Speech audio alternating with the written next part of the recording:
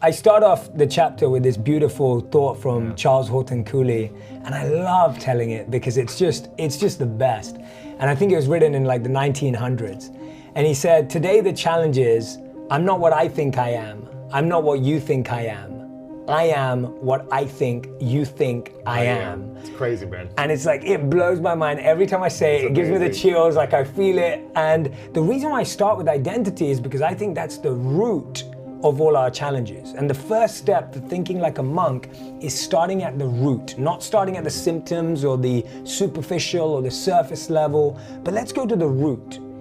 If you're playing a role, if you're wearing a mask, if you're dressed in clothes that are not yours, then you end up living a life that's not yours. And in the book, I give this example of method acting. Yes, so, with Daniel Day-Lewis. Yeah, I'm a massive movie junkie, and I love method actors. So people like Heath Ledger, of course, from the Dark Knight series. You've got Jared Leto. So Jared Leto, when he played the Joker in, this is not in the book, in Suicide Squad, he used to send dead rats in the mail to his co-stars. He did not. He did, because he was trying to get into the mindset of how someone that perverted would behave.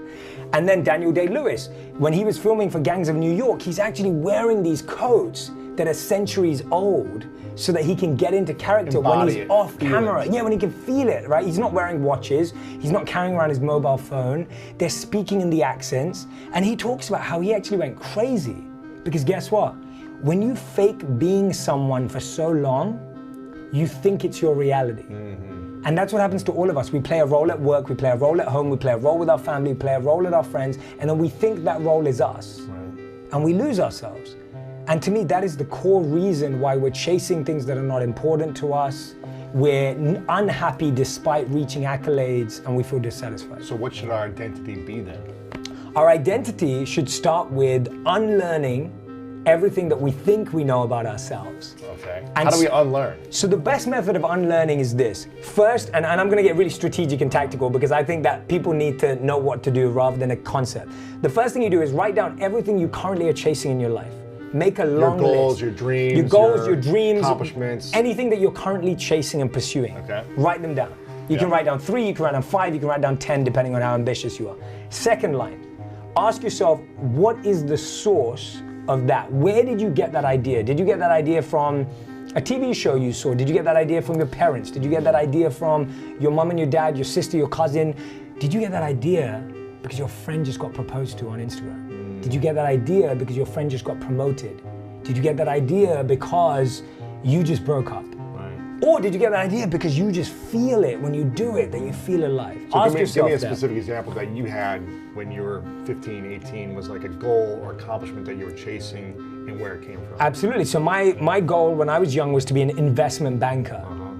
And when I really asked myself, where did that come from? It came because in my community, small community in London, the most successful person financially was an investment banker. So I believed you had to be an investment banker to be successful. So when I asked myself that question, where does that come from? It comes from society's version of success, not mine.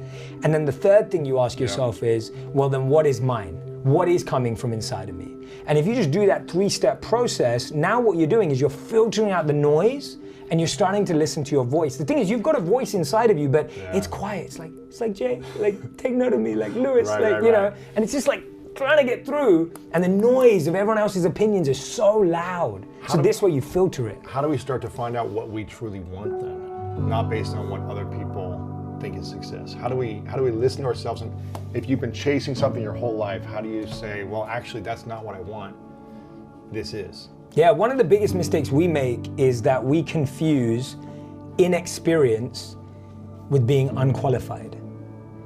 So because we've not tried a lot of things, we just naturally believe that we can't be that good at them. So if I've never spoken on a stage, I just think, oh, I'm probably not good at that. Or if I've never played golf, I'd probably think, oh, I'm probably not good at that. And so we start writing off things without even trying them. So the best method I can share with someone is take the next month, take the next 4 weekends in the month, that gives you 8 days, and get really tactical. Every single day. That's why you're playing tennis a lot right now. Yeah, I'm playing tennis. Take the 8 days, Go join a course, an online course, a workshop, go and shadow a friend, go to a seminar, a conference, go to reading a book, listen to a podcast. Go and expose yourself to 8 different things in a month. 8 different things? 8 different things in a month. And guess what? In a month, you will have learned what you probably would have learned in 8 years, because most of us test one new thing a year. Maybe. Maybe, if that, exactly, right? Like some people don't even do that. But if you do 8 different things in a month, and this is how you have to see it. If you went to 8 different restaurants in a month, you ask yourself after you eat a meal, like, I had that burrito or I had that taco.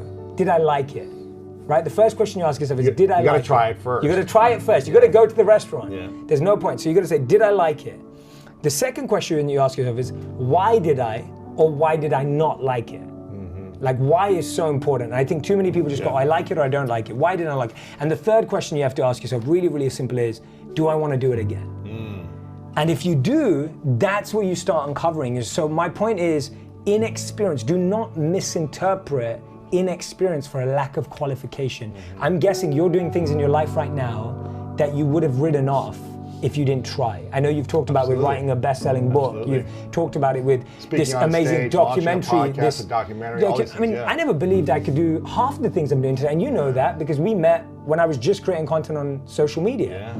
And it's like now when you see things expand, you're like, you don't know until you give it a go and ask yourself, do I enjoy it? Yes. So I grew up very competitive, and you talk about competition as one of these, I can't remember if it's like 4 or 5 different things, and competition is one of the things that's actually like, I wish I had the page written down here, but you talk about competition as like not the highest level of ourself. Right? Yes.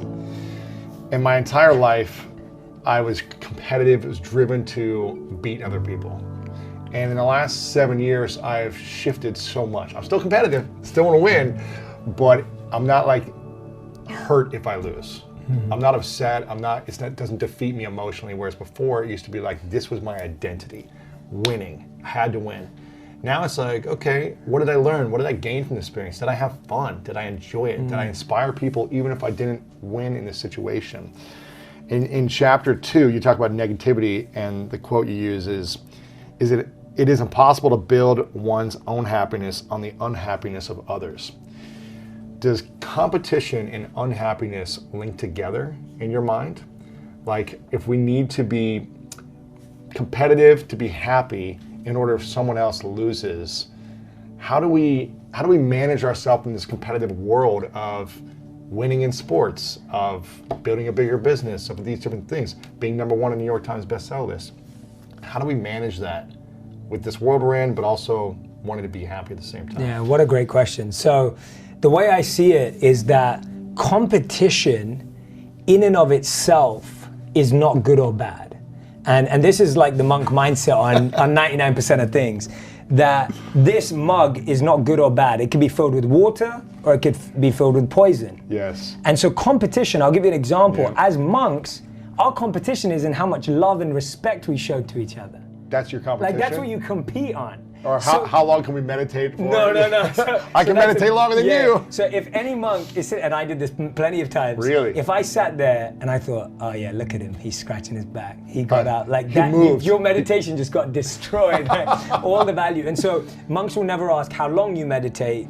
They focus on how deep you meditate. And someone who meditates deep doesn't go on about how deep it was. Right. But you compete for showing respect. You compete for serving each other. You compete for how well you can collaborate. And I feel like you live this. Yes. Like yes. I feel like you have this. I didn't used to do that. Yeah. But the last but 7 you do years, that now. Like you think like a monk. Like I feel like we're always trying to find a way where we can be better friends to each other and support each other. Yeah. And so you're competing on that. And that's a positive competition that I think you can have. So you can still use, and this is the beautiful thing about the monk mindset, you can use any thing in a positive way. Now, in your second question about what does it mean about business and New York Times bestseller lists and being #1, this is how I see it.